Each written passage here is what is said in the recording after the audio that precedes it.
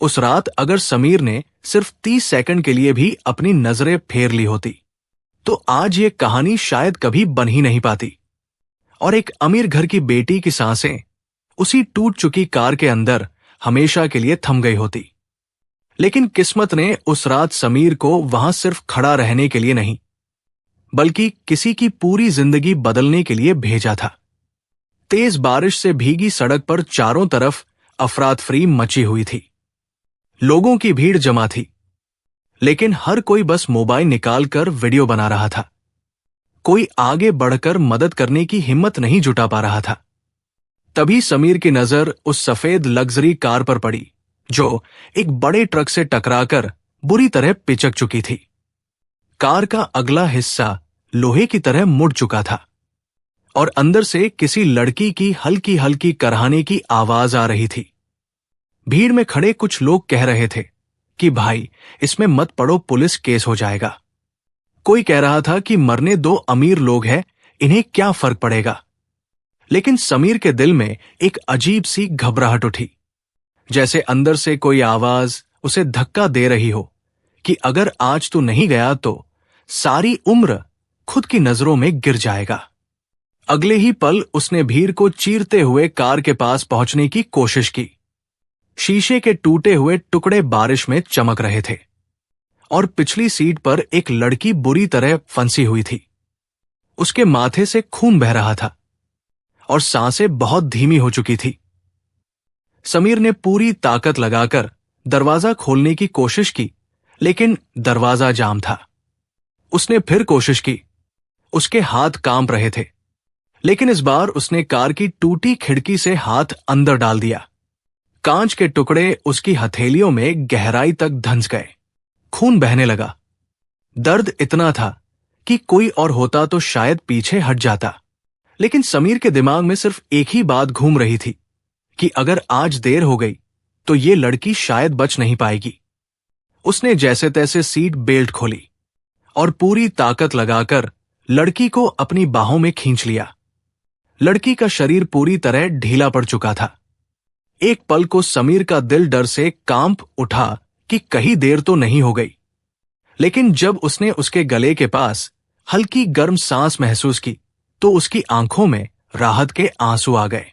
वो तुरंत सड़क पर भागा और एक रिक्शा रोका। रिक्शा वाला पहले तो पीछे हट गया और बोला कि भाई ये पुलिस केस है, मैं नहीं पढ़ूंगा। लेकिन समीर ने हाथ जोड़ लिए। उसकी आवाज कांप रही थी। उसने कहा कि इंसानियत के नाम पर मदद कर दे, तेरे बच्चों की कसम, इसे अस्पताल पहुंचा दे।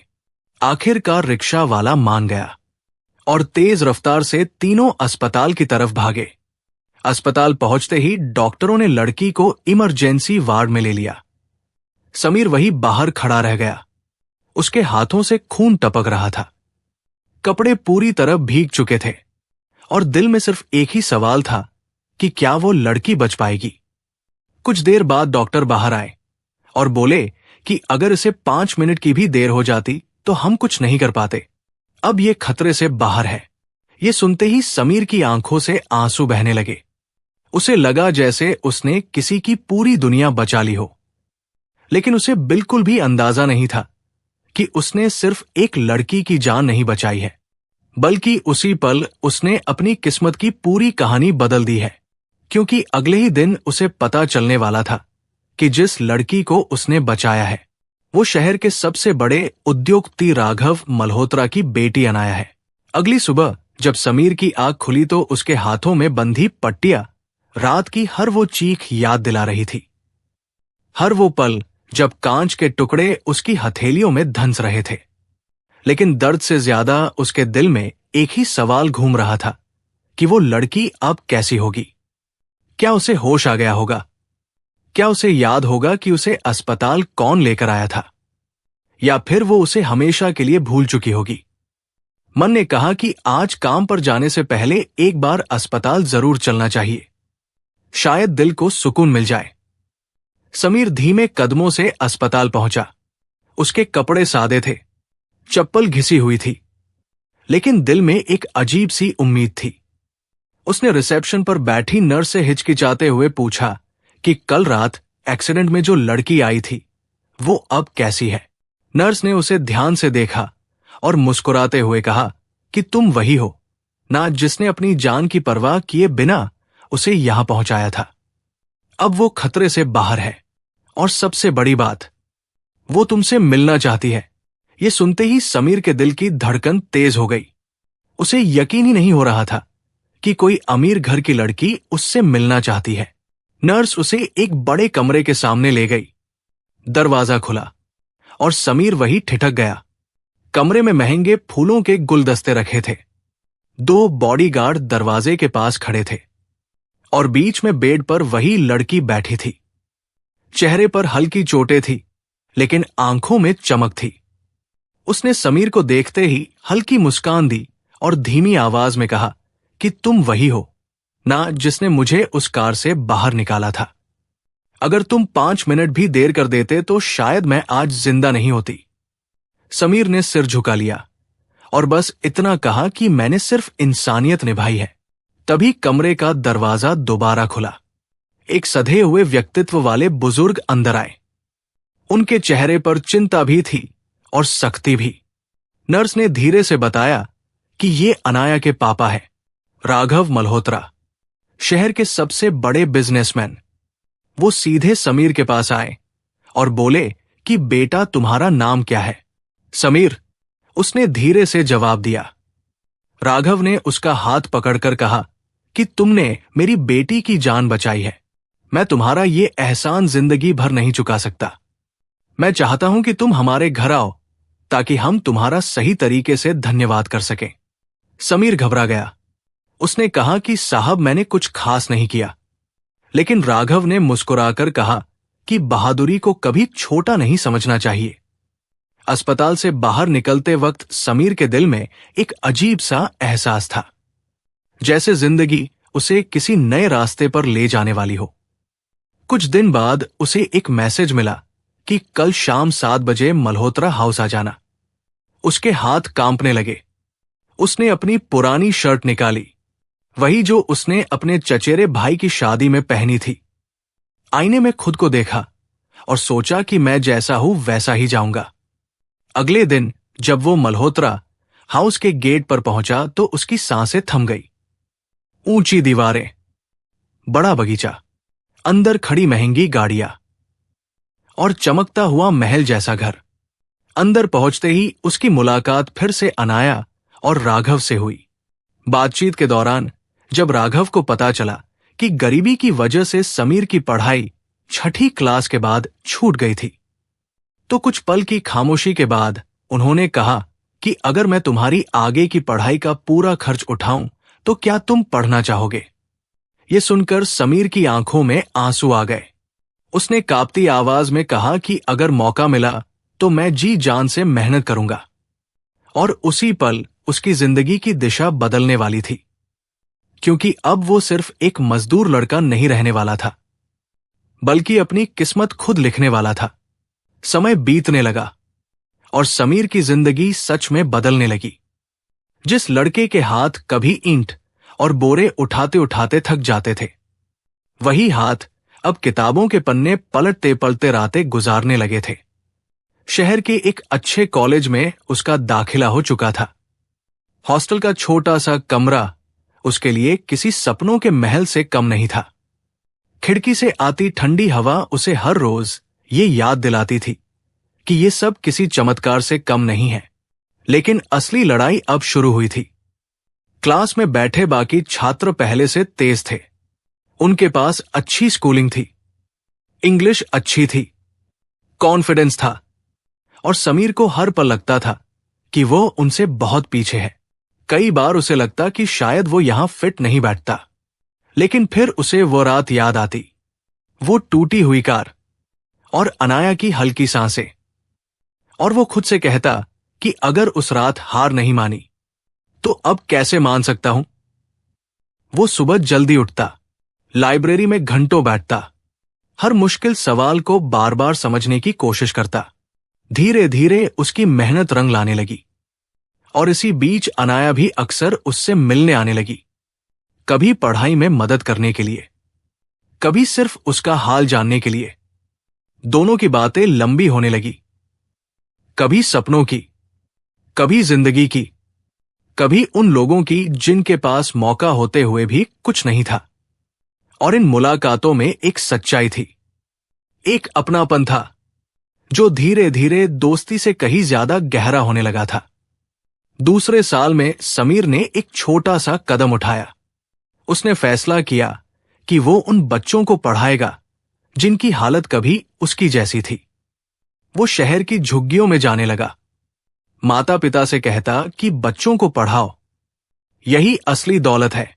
शुरू में लोग हंसते थे, कहते थे कि पढ़ाई से पेट नहीं भरता, लेकिन समीर हार मानने वालों में से नहीं था। धीरे धीरे कुछ बच्चे उसके पास आने लगे, फटे कपड़ों में मासूम चेहरे, जिनकी आंखों में सपने थे लेकिन रास्ता नहीं था। अनाया ने भी उसका पूरा साथ दिया। उसने अपने दोस्तों से किताबें और कॉपियां इकट्ठा करवाई और देखते ही देखते एक छोटा सा क्लासरूम तैयार हो गया। बच्चों की मुस्कान ने समीर को एक नया मकसद दे दिया। जब राघव मल्होत्रा को इस काम के बारे में पता चला तो उन्होंने गर्व से इस प्रोजेक्ट में मदद की और वही छोटा सा क्लासरूम एक एनजीओ में बदल गया। साल के अंत में समीर ने पूरे कॉलेज में टॉप किया। स्टेज पर जब उसे बेस्ट स्टूडेंट का अवार्ड मिला तो तालियों की गूंज में उसकी आंखें भर आई। उसे याद आया वो दिन जब उसकी जेब में सिर्फ 10 रुपए थे, लेकिन अब सब कुछ बदल चुका था। हालांकि उसकी और अनाया की बढ़ती नजदीकियां अब समाज और मीडिया की नजर में आने लगी थी। अखबारों में खबरें छपने लगी, सोशल मीडिया पर तस्वीरें घूमने लगी। कुछ लोग इसे प्रेरणा कहते तो कुछ इसे दिखावा, और यही वो पल था जब उनकी जिंदगी में एक नई मुश्किल आने वाली थी। क्योंकि अब यह सिर्फ दो दिलों की कहानी नहीं रही थी, बल्कि समाज की सोच से टकराने वाली सच्चाई बन चुकी थी। जैसे जैसे समीर का नाम शहर में एक समाज सेवी के रूप में पहचाना जाने लगा, वैसे वैसे उसकी और अनाया की दोस्ती लोगों की नजरों में सवाल बनने लगी। जहां एक तरफ हजारों बच्चों की जिंदगी बदल रही थी, वहीं दूसरी तरफ कुछ लोगों की सोच अब भी वही पुरानी थी। एक दिन अखबार में मोटे अक्षरों में छपा कि अमीर बिजनेसमैन की बेटी और एक गरीब लड़के की बढ़ती नजदीकियां। क्या है इसके पीछे की सच्चाई? ये खबर देखते ही राघव मल्होत्रा गहरी सोच में डूब गए। अब तक जो पिता समीर की मेहनत और ईमानदारी पर गर्व करते थे, वही समाज और बिजनेस पार्टनर्स के दबाव में डरने लगे। एक शाम उन्होंने समीर को घर बुलाया। उनकी आवाज में सख्ती थी, लेकिन आंखों में चिंता। उन्होंने कहा कि बेटा, मैं तुम्हारी काबिलियत की इज्जत करता हूं, लेकिन समाज हर रिश्ते को आसानी से स्वीकार नहीं करता। लोग बातें करेंगे और इन बातों का असर सिर्फ तुम पर नहीं, मेरी बेटी और मेरे परिवार पर भी पड़ेगा। समीर चुप रहा। उसके दिल में बहुत कुछ था, लेकिन होठों पर खामोशी। उसी वक्त अनाया ने दृढ़ आवाज में कहा कि पापा, मैं समीर के साथ खड़े रहने के फैसले से पीछे नहीं हटूंगी। जिस इंसान ने मेरी जान बचाई और सैकड़ों लोगों की जिंदगी में रोशनी लाई, उसके साथ खड़े होने में मुझे कोई शर्म नहीं है। घर में बहस शुरू हो गई। मीडिया का दबाव, बिजनेस का डर और समाज की सोच, सब कुछ एक साथ खड़ा था। एक रात अनाया ने समीर को फोन किया। उसकी आवाज कांप रही थी। उसने कहा कि हमें फैसला लेना होगा, या तो हम खुलकर साथ चलें या फिर हमेशा डर के साए में जीते रहें। समीर लंबे समय तक चुप रहा, फिर बोला कि मैं तुम्हें खोना नहीं चाहता, लेकिन मैं ये भी नहीं चाहता कि हमारे कारण तुम्हारे पापा का नाम बदनाम हो। तुम्हारा परिवार टूटे ये मैं सह नहीं सकता। दोनों की आंखों से आंसू बह निकले और उन्होंने अपने रिश्ते को दोस्ती तक सीमित रखने का दर्दनाक फैसला कर लिया। साल गुजरते गए। समीर का एनजीओ अब पूरे राज्य में फैल चुका था। हजारों बच्चे पढ़ रहे थे। सैकड़ों महिलाएं आत्मनिर्भर बन चुकी थी। तभी किस्मत ने एक और मोड़ लिया। राघव मल्होत्रा गंभीर रूप से बीमार पड़ गए। अस्पताल के बिस्तर पर लेटे हुए उन्होंने अपनी जिंदगी के फैसलों पर दोबारा सोचना शुरू किया। एक शाम उन्होंने समीर और अनाया को अपने पास बुलाया। धीमी आवाज में कहा कि समीर, मुझे तुम पर गर्व है। मुझे डर था कि समाज हमारे रिश्ते को स्वीकार नहीं करेगा, लेकिन अब समझ आया है कि सच्चे रिश्ते समाज की सोच से बड़े होते हैं। उन्होंने अनाया की ओर देखा और कहा कि अगर तुम दोनों साथ रहना चाहते हो तो तुम्हें मेरी पूरी मंजूरी है। ये सुनते ही अनाया की आंखों से आंसू बह निकले और समीर के होठों पर वर्षों बाद एक सुकून भरी मुस्कान आ गई। कुछ महीनों बाद एक छोटे से सादे समारोह में दोनों ने शादी कर ली। कोई दिखावा नहीं, कोई शोर नहीं, बस अपने कुछ बच्चे जिनकी जिंदगी उन्होंने बदली थी, और ढेर सारी दुआएं। सालों बाद जब समीर एक नए स्कूल के उद्घाटन पर भाषण दे रहा था तो उसने कहा कि कभी किसी की मदद करने से मत हिचकना। हो सकता है वही एक पल आपकी पूरी जिंदगी बदल दे। और यही इस कहानी की सबसे बड़ी सीख है। इंसानियत से बड़ा कोई धर्म नहीं, और सही समय पर लिया गया एक फैसला आपकी किस्मत लिख सकता है। अगर आप समीर की जगह होते तो क्या उस रात भीड़ का हिस्सा बनकर खड़े रहते, या अपनी जान की परवाह किए बिना किसी अनजान की मदद करते?